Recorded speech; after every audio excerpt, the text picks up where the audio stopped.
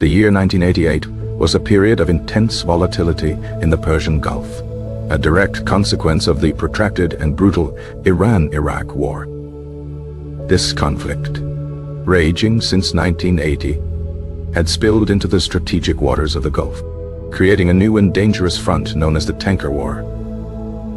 Both Iran and Iraq targeted each other's oil tankers and merchant ships, seeking to cripple their opponent's economy and war-making capabilities. The international community watched with growing concern as the freedom of navigation in one of the world's most critical waterways was threatened. In response, the United States initiated Operation Earnest Will in 1987, a mission to protect Kuwaiti oil tankers reflagged with the American flag. This placed the U.S. Navy directly into the heart of the conflict, navigating a complex and hostile environment fraught with daily peril. Among the naval assets deployed was the USS Vincennes CG-49, a technologically advanced Ticonderoga-class guided missile cruiser. The Vincennes was equipped with the state-of-the-art Aegis combat system, a sophisticated, computer-controlled radar and missile system. This system was designed to track and engage multiple targets simultaneously, earning the ship the nickname Robo-Cruiser among some. However, the ship and its captain, William C.A. Rogers III, had also developed a reputation for being particularly aggressive in their operations. On the morning of July 3rd, 1988, the Vincennes found itself in a surface engagement with several small Iranian gunboats in the Strait of Hormuz. In the heat of this confrontation, the ship's helicopter, Ocean Lord 25, reported taking small arms fire from the Iranian vessels. During this skirmish, the Vincennes controversially crossed into Iranian territorial waters, a fact that would later be a significant point of contention. Meanwhile, at Bandar Abbas International Airport, passengers were boarding Iran Air Flight 655 for its routine, short-haul journey to Dubai. The aircraft was an Airbus A300BT-2, a wide-body civilian airliner with a long-established safety record. On board were 290 souls, including 274 passengers and a crew of 16. Among the passengers were 66 children, familias on their way to visit relatives or start vacations. The flight took off at 10:17 a.m. local time, following its prescribed commercial air corridor, designated as AMBA 59. It was ascending, communicating with air traffic control, and maintaining its scheduled route, a typical commercial departure. Back on the USS Vincennes, the atmosphere within the Combat Information Center, CICE, was one of extreme tension and high alert. The Aegis system detected an aircraft taking off from the direction of Bandar Abbas, an airport used by both civilian and military craft. The operators in the CIC misidentified the aircraft, labeling it as a potential Iranian F-14 Tomcat fighter jet. This was the first and most critical error in a tragic chain of events. The F-14 was a formidable threat, a supersonic fighter capable of carrying anti-ship missiles, a fact that weighed heavily on the crew's minds. The U.S. government would later claim the aircraft was flying outside the commercial air corridor and descending towards the Vincennes. They also reported that the aircraft was squawking a military mode 2FF, identification friend or foe, signal. Based on this flawed data, the crew perceived a rapidly escalating threat profile.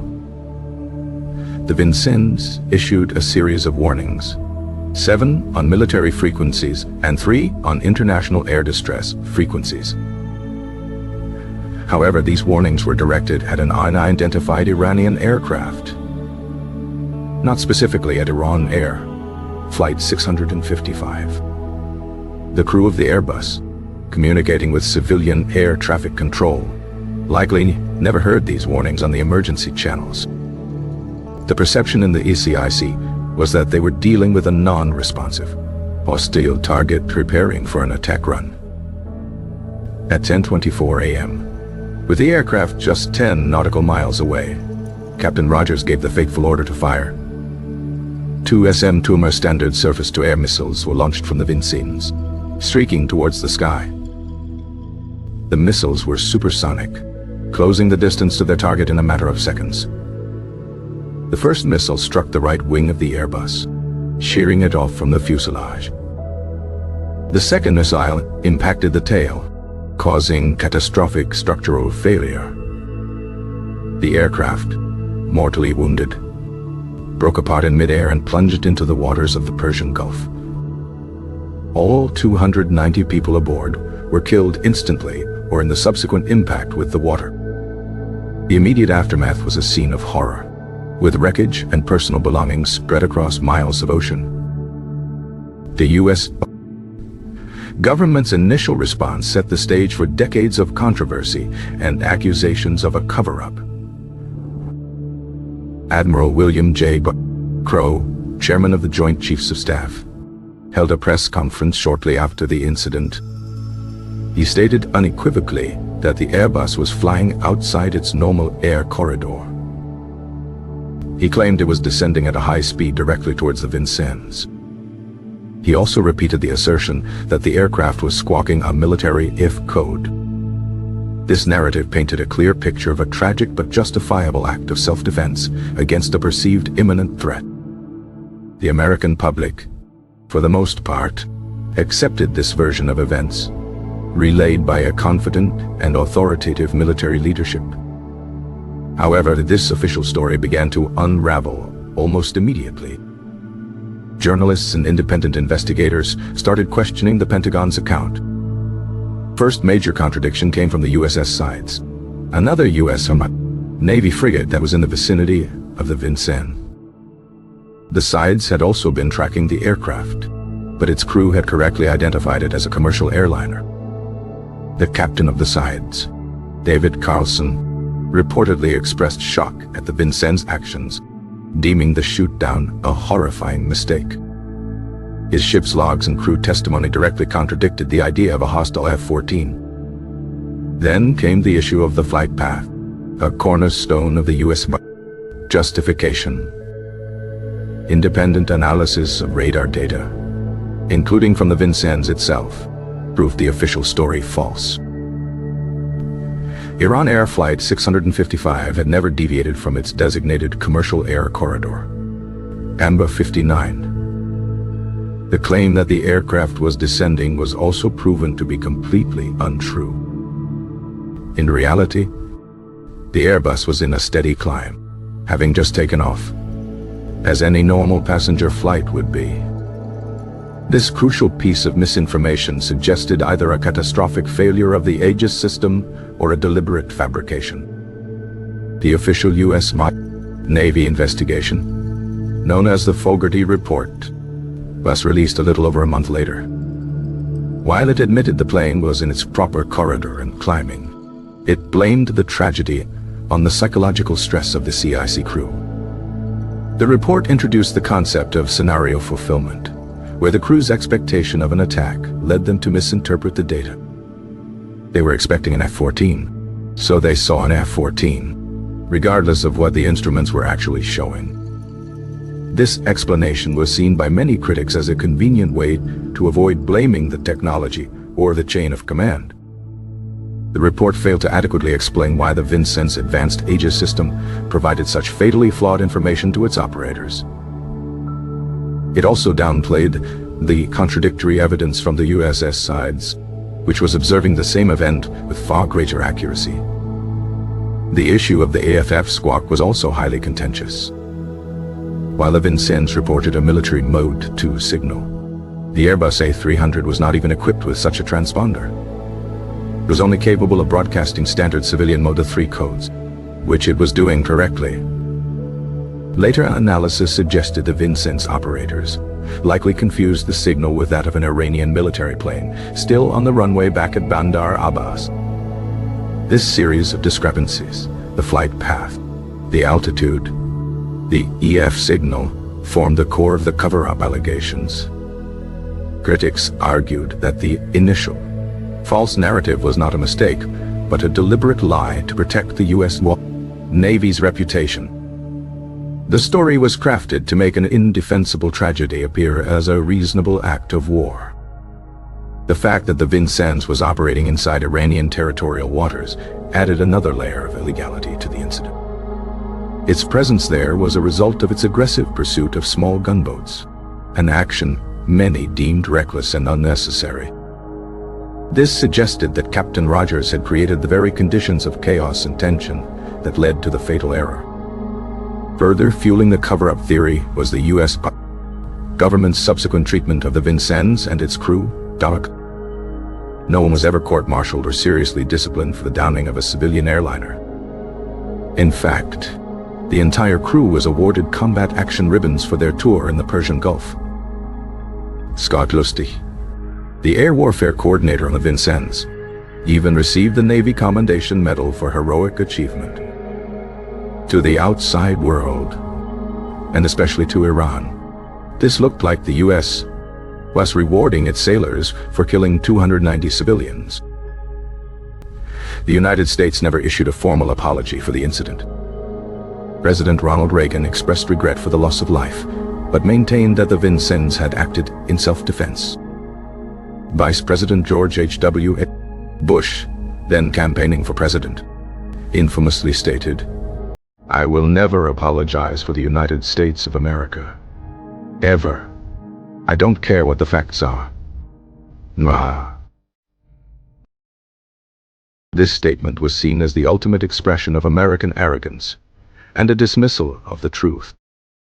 Iran took the case to the International Court of Justice in 1989, accusing the United States of violating international law. The legal battle continued for years, a constant reminder of the unresolved tragedy. Finally, in 1996, the U.S. and Iranian governments reached a settlement. The United States agreed to pay $61.80 million in compensation to the families of the victims. Crucially, the payment was made on an ex gratia basis, meaning it was a voluntary payment without any admission of legal liability. The U.S. expressed deep regret, but still did not apologize or admit wrongdoing. For those who believe in the cover-up, this legal maneuvering was the final proof. It allowed the U.S. to close the case financially without ever having to correct the historical record officially. The hidden truth, they argue, is that a reckless captain and a trigger-happy crew made a catastrophic error. This error was then concealed by their superiors through a series of calculated and cynical falsehoods. The narrative of scenario fulfillment was a psychological excuse for what was, in essence, gross negligence. The story of Iran Air Flight 655 is therefore not just a story of a military tragedy. It is a story about the nature of information, power, and national pride. It demonstrates how the first draft of history, especially when written by the powerful, can be profoundly and deliberately misleading. The 290 victims were not casualties of a justifiable act of war. Critics contend they were victims of an aggressive military posture and deeply entrenched cover-up. The truth, they say, was sacrificed to protect the image of the United States military and its advanced technology. To this day, the official U.S. account and the Iranian account of the event remain irreconcilably different. The chasm between deep regret and apology remains as wide as the waters where the wreckage fell. The story serves as a chilling reminder of the human cost of technological overconfidence and geopolitical tension. It highlights the terrifying speed at which a routine warning can descend into an international incident. The questions surrounding the Vincennes' actions persist, a ghost in the machine of modern warfare. Was it a tragic mistake compounded by the fog of war? Or was it a reckless act of aggression followed by a calculated and cynical cover-up?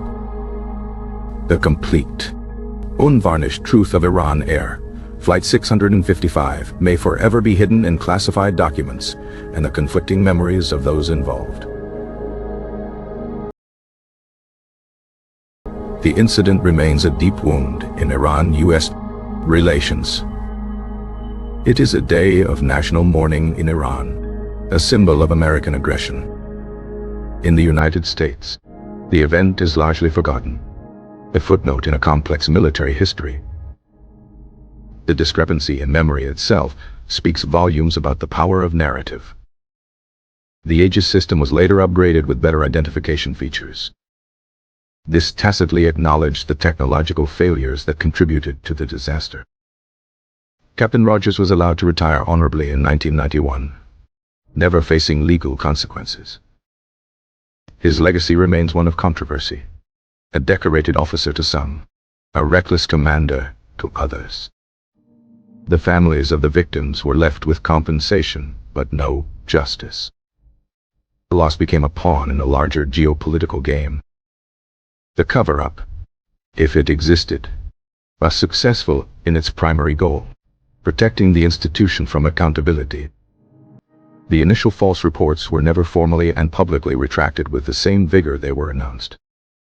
This left the lie to linger in the public consciousness for years. The story of Flight 655 is a powerful case study in military media relations. It shows how an official narrative can be constructed and disseminated to shape public opinion. The absence of a map in the official explanation was always a telling omission. Showing the ship's location would have revealed its incursion into Iranian waters. This single piece of data undermined the entire self-defense narrative. The fog of war was used to excuse what may have been a clear violation of engagement rules. The Vincennes own data tapes became the most powerful witness against the official story. These tapes, once analyzed, told a story of a climbing commercial airliner, not a diving fighter. The cover-up, therefore, was not just a matter of words, but of suppressing technical data. Montu. The legacy of Flight 655 is a legacy of doubt. It casts a long shadow over claims of precision and infallibility in modern warfare. It reminds us that behind every technological interface are fallible human beings under immense pressure. And it suggests that institutions, when faced with catastrophic error, may prioritize self-preservation over truth. The final, hidden truth may be that the system worked as designed, but was operated by humans in a situation they should not have created. The aggression of the Vincennes set the stage for the tragedy. Subsequent explanations obscured this crucial context. The 290 victims were caught in the crossfire of human error and national pride. Their story is a permanent stain on the history of naval operations. The question of a cover-up lingers, unanswered by official sources. It remains a powerful and tragic example of truth being the first casualty of war.